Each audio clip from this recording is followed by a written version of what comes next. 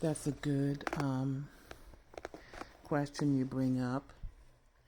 When I recognize, I think definitely it's each person's own experience. But for me, as a single mother, single female empty nester, when the first child began to leave the house, I ended up in the fetus position on my bed for 2 weeks. I would get up and go to work, but my youngest had to crawl in the bed and soothe me. I remember it so vividly, and that's when it dawned on me I need to get a life separate from the children. Having been in that mode of caretaker and nurturer and all of that, and being single, I like to be aligned with peace. Doesn't necessarily mean I have to have a mate, because I moved away from the idea that I had to have one, but that's another topic. Because the availability,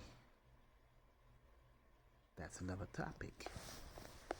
But I knew that I would need to do something so that I wouldn't feel that anxiety, the encroaching idea that I was going to be by myself. Had to do a lot of, soul searching and visioning of what my life would be like after children. And I often tell ladies,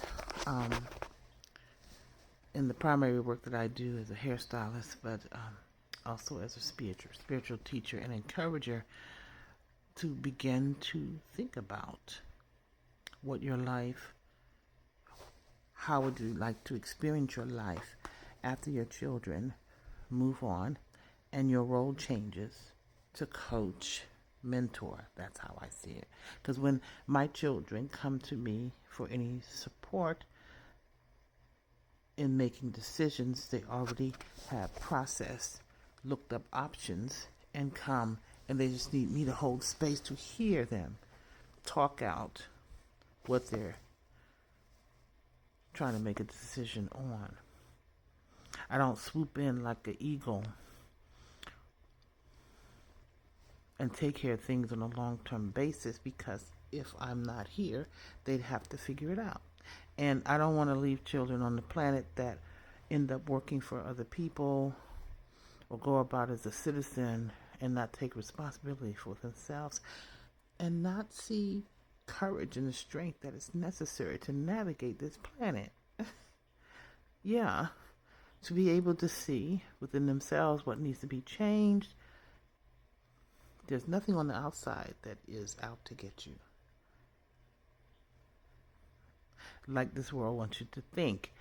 I'm saying, yes, there's polarity, good and evil, but I want my children to see not to live in fear, pull up their big girl britches on, and stay open to hearing from the divine and activating the gifts in their lives. So I didn't think past when they would leave. And then when the oldest left, it hit me.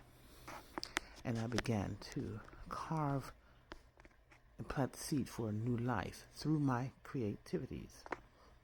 And if you're already busy, well, with creativity, another thing that I discovered for me, and I would pose the question for anyone else, within the busyness that you are, really, what is underlining that? Could the busyness be a way of avoiding what's really going on the surface of your life? Just like you see on a lake, you see a duck swimming and gliding easily, but underneath they're paddling like crazy. And there was a time where I had to stop doing lots of things. I chose only to do 3 things in general as I was taking this inner journey of hearing and knowing or hearing and trusting how to envision the future of my life at that time, doing work and activities that align with my heart, and only connecting with people and creating community and tribe with people that align with my heart. And that did not necessarily include the traditional idea of having to get married. Not against it, but to embrace like a relationship to take up and fill up the gap. You know what I'm saying? Yeah. So I let my creativities be the one to provide the fulfillment instead of just sitting around or just going to work every day, come home, go to work, come home, work, go to work, not be engaged, not at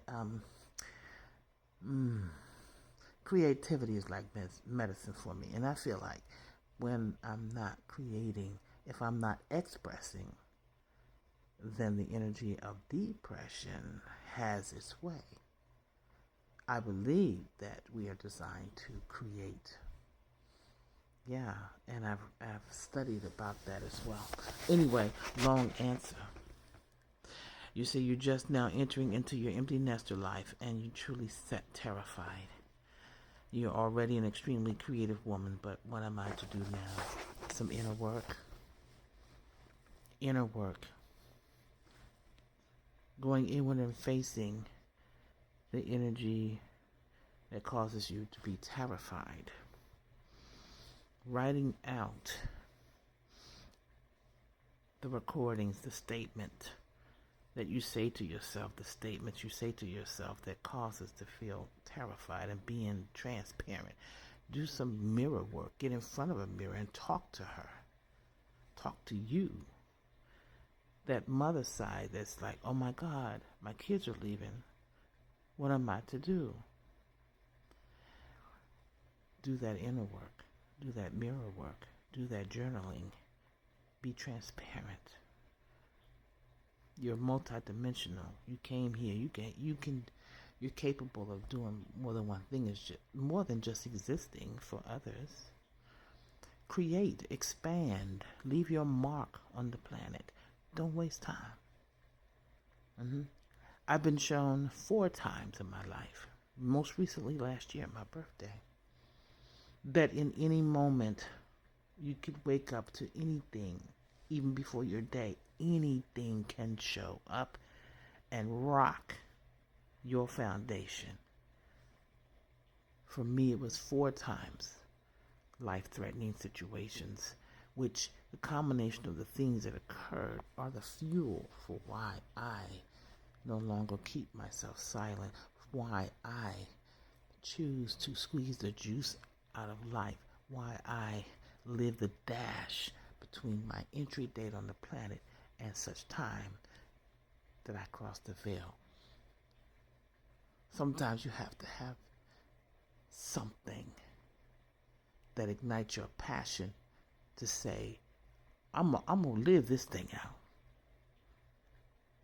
So don't waste time.